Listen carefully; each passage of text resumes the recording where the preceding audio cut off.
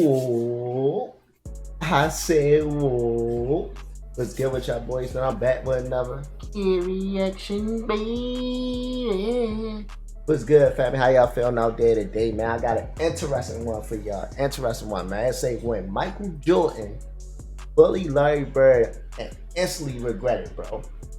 We talking about two great players collide. You feel me? We already know Larry Bird is not no sucker, bro. He don't back down from nothing. Feel me? I don't care how nice Michael Jordan was coming to the league. My man Larry Bird, he was on top at one point in time, bro.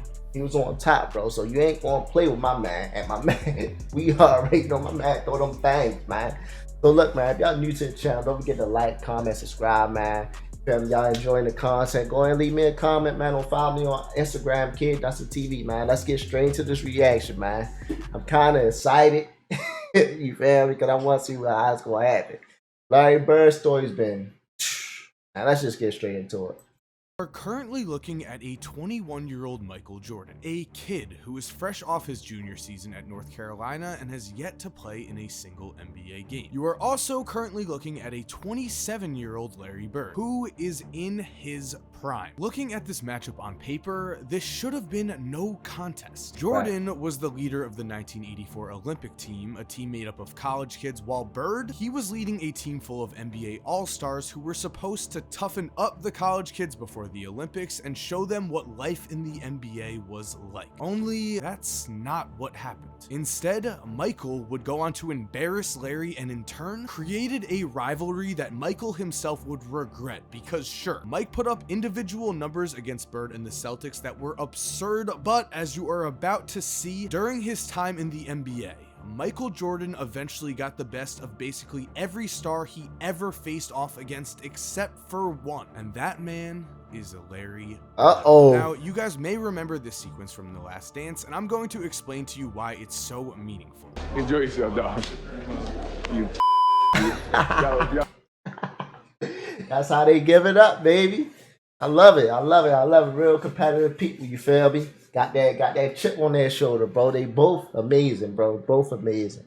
I gave the run for our money. Yeah. Now you can work on that golf game of yours. As you just saw, Michael cursed out a then head coach of the Indiana Pacers version of Larry Bird after the 1998 Eastern Conference Finals, where the Pacers took the Bulls to 7 games. Now, Michael said these curses with a smile, but there was no joking when it came to Michael Jordan and basketball. Mike was this hyped to beat Larry because after taking him down in that Olympic exhibition game, in all reality, Jordan would never really get the best of Larry again, and instead, it was Larry Bird who would get his revenge. So what's up, guys? Mike here, and today we are taking a deep dive on the story between Michael Jordan and Larry Bird, an underrated rivalry that, again, could possibly be the only rivalry that Michael Jordan was ever bested in. There are some absolutely crazy stories in this video. I know you're gonna love it. I do want to say, though, guys, that let's talk about this video. Let's set the stage with the 1984 Olympic team and the NBA All-Stars. Because you see, in order to get his team ready for the 1984 Olympics, Bob Knight scheduled 8 exhibitions with current NBA players, including several current All-Stars and future Hall of Famers. Now remember, at this point in time, only college kids could play in the Olympics. However, it was expected that these college kids would lose to the NBA All-Stars. So, hold on. So in the Olympics back in the day, only college kids can play? I never knew that, bro. Never knew that. That's wild. Feel me? I wonder why they did it like that. I don't like that. Feel me? Little youngins probably go over there, probably went over there and got their tail whipped. Let me know in the comment section what happened with the college kids, man. Did they go over there and win it all? How they be doing it now? Or they getting their tail kicked? Right? Well, we'll get into that, but this also led to the first documented Michael Jordan versus Larry Bird matchup on July 9th, 1984. In this game, the NBA All-Star starting lineup featured future 3-time NBA champion John Paxson, 3-time All-Star Mark Aguirre, and 3 Hall of Famers in Robert Parrish, Isaiah Thomas, and of course, Larry Bird. Meanwhile, the Olympic team had 3 future Hall of Famers in Michael Jordan, Chris Mullin, and Patrick Ewing, but these were just college kids and they had no business really competing with NBA All-Stars. The Olympic team actually went 8-0 against 8 separate teams of NBA stars. As we all know, Michael Jordan was not the number 1 or number 2 pick in the 1984 draft, but playing for Bob Knight, Jordan established himself as a dominant force, and it was clear this guy was going to make a huge impact in the league right away, and he did, as Mike would average over 28 points per game as a rookie. Now, because of this, Larry Bird saw Jordan as a threat. He saw him as a young kid who was going to try to come in and take over the league that Bird was currently dominating. Remember, Larry was the MVP in 1984, and he would actually win MVP in 1985 and 1986 as well. This meant that Larry Legend was at his apex, and he wanted Michael Jordan to know this was his league, which meant, according to Sports Illustrated, during the pregame warmups in Indy, Jordan had chased a ball to the NBA end, whereupon Bird controlled it. Did Bird hand it to Jordan? He did not. Without a smile, Bird kicked the ball over Jordan's head back to the Olympian's end. Jordan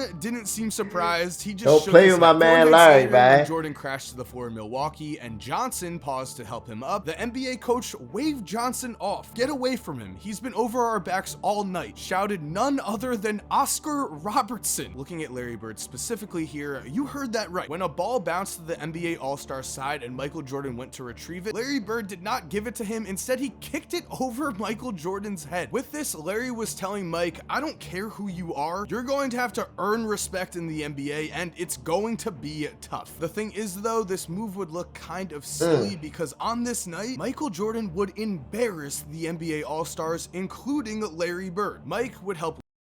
That's not, I mean, it's Mike. It's Mike. Of course he gonna embarrass them. You feel me? I mean, I don't think they had nobody to play him. Feel me? Mind you, Larry Bird is scorcher. He tremendous score and all that, but come on, man. Ain't nobody sticking Mike, bro. I'm just being honest with y'all, man. Come on, bring all the, I mean, I love Larry Bird, bro, but we talking about Michael Jordan, bro. Young Mike too? Man. Lead the Olympic team to a win as he showcased his jaw-dropping athleticism and his ability to already seemingly score at will. And of course, it wouldn't be a Michael Jordan game if there was not a huge highlight, which came in the form of this absolutely monster dunk over Robert Reed. Now, as for what Mike thought about Larry's actions during warm-ups, he would later say, quote, Bird was showing me it was all business now and I was beneath him. I didn't forget. Which means, I guess you could say, Michael Jordan took this personal. But the thing is, Larry Bird took this personal too. Remember, Larry was in his absolute prime at this point, but so were several Hall of Fame guards and forwards, and as I'm about to show you, Michael would eventually get the best of all of these players, because when Michael entered the NBA, 4 guards/forwards would make the first team All-NBA in Michael's first 2 seasons. For Larry Bird, Magic Johnson, Isaiah Thomas, and Dominique Wilkins. Now, as you can see against Dominique, for his career, Michael beat him in everything. Wins, rebounds, assists, steals, blocks, points, you name it. Michael had Dominique's number in the regular season, and in the playoffs, the two matched up once, and Mike's Bulls swept Dominique. Moving on to Magic Johnson. Michael barely snuck out a win difference in the regular season, and I would say certainly he had better overall numbers, but what was that's what Magic, but I mean, I know this was young Mike, but Magic was in his prime though, when they was actually battling, right? Like Magic was actually in his prime, just like Larry Bird. I just want to know, I'm not trying to say it's a difference, but I mean, it's low-key a difference, bro. Same time, Michael Jordan. Important was, in their one meeting in the NBA Finals, Jordan dominated and the Bulls won Mike's first championship in 5 games. So again, advantage Mike. This brings us to Isaiah Thomas, the one other name on this list that actually has an argument for besting Mike. Now, in the regular season, Isaiah did win games, but again, I'd say Mike had better numbers, and then in the playoffs, Mike's numbers were clearly better, but Isaiah does have that's them bad boy Pistons, bro. They was in Mike. His revenge against Isaiah. He would, of course, knock out the Pistons in the 1991 Eastern Conference Finals after years of losing to them, a revenge that was so sweet that the Pistons refused to shake hands with the Bulls after they were swept. This revenge makes all the difference because in Michael's matchups against Larry Bird, when looking at them head to head, we can see that's that what I want to see. Season, Larry bested Mike in the wins column and put up similar numbers other than score. Then in the playoffs, bam, Bird's Celtics took down Jordan's Bulls all 6 times they played, and even though Mike had some absurd games, including of course course, his 63-point outburst against the 1986 Celtics, where Larry would call Michael Jordan God disguised as Michael Jordan. Larry and his team always got the best of Michael, and that never changed. Jordan would never get revenge over Larry Bird, which is, of course, not only extremely rare, but makes Larry one of his. Mike acknowledged this. When Larry eventually retired, Michael would make this statement: "Larry, I hear that you're retiring. Thank goodness, I'm glad. I'm tired of seeing your face. You brought a lot of sad memories for me. I enjoyed it, and I wish you a lot of luck, and I think you had a great and wonderful career. You ruined a lot of my successful games against the Boston Celtics." Some great words and some telling words, because we can see here Larry Bird was really the one guy that Michael Jordan never got. And sure, Larry Bird's Celtics were better than Michael Jordan's Bulls early on, but that was the case of a lot of teams when Michael Jordan entered the NBA. The thing is, Mike got revenge on every single one of those teams except for the Celtics and Bird. This already is huge, and I think because of this, Mike not only had the ultimate respect for Larry, but he also openly admitted that he learned a lot from him, especially in the matter of getting into his opponent's heads. Mike has stated, "Larry Bird is the greatest trash talker and mind game player of all time. He taught me everything I know about getting in folks' heads." This was certainly true. During his time in the NBA, Mike watched as Larry did the following things, and this is just naming a